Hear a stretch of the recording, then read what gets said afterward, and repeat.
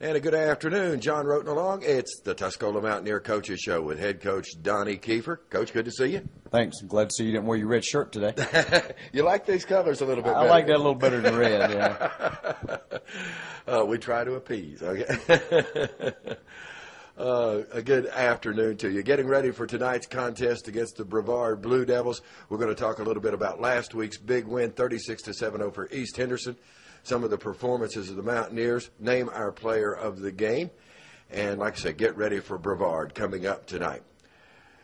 Coach, tone got set early. Your defense stepped out on the field last week against East Henderson, held them on the very first series. Then they had to punt, and Brody Medford makes an exciting return, about 57 yards on that punt return. Got the crowd into it in a big way. Yeah, Brody's a fine athlete. Just getting him in space, he's hard to tackle, and defense did a great job. And East Henderson is a very explosive football team, and they have a lot of weapons. And for us to be able to win that game by the lopsided score that we did is kind of shocking even to us, because we figured that we'd be in for a battle just like last year.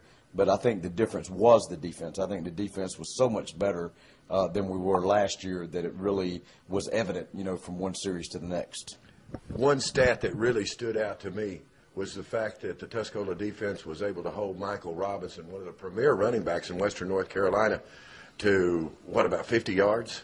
Yeah, and even that is misleading, because he had about a 40-yard run when we were in prevent. Right. They came out in just a run set, and we knew it was a run set, but we just weren't going to give up anything deep. So, we had our safeties and corners loose at about 12 to 15 yards, and, he had a decent run against us there before we could close on it. But other than that, he didn't even have, I doubt if he had 30 yards minus that run. Mountaineers got on the board early with about 9-10 left in the first quarter. Tyler Brocious, a 15-yard pass to Lane Hamrick after that big punt return by Brody Medford. But overall on the night, Tyler only threw about 20 times. Yeah, for an average high school team, 20 times is a lot. But we were able to run the football. And, we went into the game wanting to run the football. We were going to take what they give us just like any week. But, they were playing quarters coverage and cover 8, where you have the safeties up in the box playing man and stuff like that. So, they were quick. It was tough for us to run by them because they had such athletes at corners. And it was hard for us to get a lot going out there. But the flip side of that was we were able to run the ball inside on them. So, really going into the game, that's one thing that we want to establish, is that we can be a smash-mouth running team, that we can run the ball inside between the tackles and, move the clock, move the chains, control the tempo, and I think we did that. The next score was actually set up by the defensive play. Late in the first quarter, the Mountaineers able to get about a 5-yard pass from Brocious to Austin Chambers. But that was set up by the defense, and a good stand from them deep in East Henderson territory. Well, right. Like I said, the defense played well all night, and, you've got to have that. I think we got 2 turnovers in their territory, both of which we converted into points. And that's key. If you get a turnover, you have to capitalize. Otherwise, what good is it? You're going to go 3 and out and punt the ball back to them again. But, I was proud of the defense for getting the turnovers, and then for the offense to stick it in on them. So that was big. Fairly early in the second quarter, East Henderson was able to get on the board. But then, when the Mountaineers got the ball back, probably the most impressive drive of the ball game is the march down the field for the next score by the Tuscola Mountaineers. Well, the kid, I can't remember the kid's name. It was number 3, I think. I don't think it was Rakeem Garcia. Waters. Waters, yeah, it wasn't. Yeah, Garcia was the other one. But he just made a great play. And, those kids were exceptionally quick. Oh, they are. Garcia and Waters both. And, they're going to be hard to handle for anybody in that conference. And, them along with Robinson. But, Waters caught the ball, and Brody Medford came up and laid a lick on him and didn't wrap him up. Really hit him hard the instant the ball got there. Brody got there, and then he broke the tackle, and, the rest is history. He just got out in open space, and we just couldn't catch him. You talked about the speed of those receivers, Waters and Garcia, and there were several passes that were just beyond their fingertips that could have been very ugly for the Mountaineers. Well, that's true, but that's the point. You got to make the plays. You got to make them. And I thought our guys did a good job in coverage. It's not like I don't think it's a situation where Garcia and Waters were just running by us all night by any means. I mean, I think we did a good job in coverage. Anytime you play anybody, there's going to be opportunities, whether it's for us, for them, to make plays. And they've got to make plays. So I was proud of our secondary. Thought they did a good job, and we got a little bit of pressure on the quarterback. Had several sacks, which is always big in the passing game. When you're playing speed, you can't cover them forever. And if you give the quarterback a lot of time, it can get ugly. Mountaineers went in at halftime leading 19-7, came out in the second half, got the opening kickoff, and looked really good in the run. Sweeney, Chambers, the fullback team of Eddie Braun and number 44 Austin Chambers looked really impressive. Well, neither one of them got many carries the other night. No, but they played well. Right, but, they've definitely played well and blocked well. And, I mean, that's what you got to do as a fullback. You got to be willing to sacrifice and stick it up in there and block for your teammates. Josh Adams rushed for 137 yards, and then Sweeney, I think, had 77.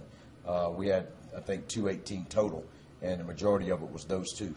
So, in the newspaper it said Sweeney had 137, but it was actually Josh Adams that had 137. So they got that backwards. But both of them ran well and ran hard, and, that's what we're looking for, to be able to establish a running game.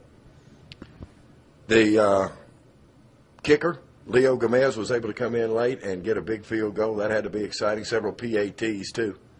Right, yeah. Leo's, dangerous. He's certainly a weapon. And, even bigger to me than the field goal, which was nice, obviously, to tack on, 3 more there at the end. But even more importantly to me was the fact that he was kicking touchbacks, kicking the ball in the end zone. In high school football, you can't run it out of the end zone.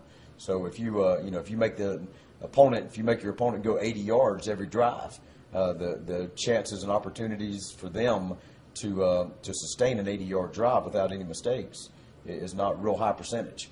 Somewhere along that 80-yard drive, we're either going to get a stop or they're going to make a turnover or something like that. Very few high school teams are going to go 80 yards. So that's a huge weapon for us.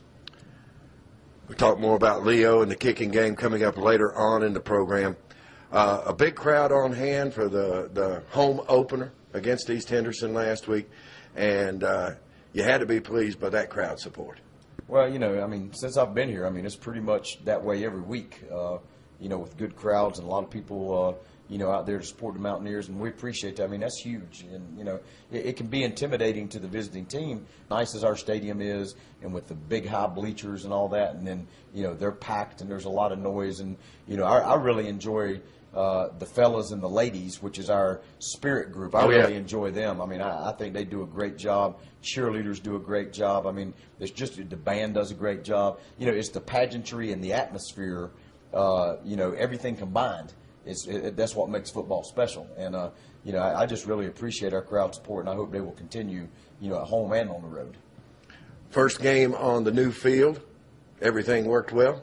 Oh, yeah, it was great. The most impressive thing, of course, was the pouring rain we had all week this week. Yeah. And we were out there practicing every day, not missing a beat. Being wet is one thing, but when you're wet and muddy and you can't get your footing and you can't get a snap, practice becomes a waste. It really does. It becomes a waste of time. But, we can go out there. I always buy about a dozen rubber balls with leather laces so they feel like the real thing. And when it rains and pours, we practice with those. So, we didn't miss a beat. Take a towel, wipe the ball off, no mud on the ground, and we're good to go. So that was a huge benefit for us this week. And looking ahead to the game tonight, all the rain that we've had and knowing we're going to go out there with secure footing and have a quality field, it's important. Oh, absolutely. All right, we're going to take a break now. When we come back, we're going to talk about some of the individual performances, look ahead to the Brevard Blue Devils coming up tonight at C.E. Weatherby Stadium. Coming up later on in the program, 6:06 tonight, we'll have high school game day, our debut with the Sports Freaks from WWNC. That'll get you up to speed on all the games going on around western North Carolina, plus the college football action. Of course, University of Tennessee, we've got that game coming up for you Monday night. Our coverage there will start with Vols calls at 5:30. Pregame show at 6:30. Kickoff at 8 from UCLA. That's Labor Day, Monday night. the Vols taking center stage, and we'll have that game for you. But more Mountaineer football, the Tuscola Coaches Show with head coach Donnie Kiefer, coming up in just a moment on AM 1400 The Peak and online, am1400thepeak.com.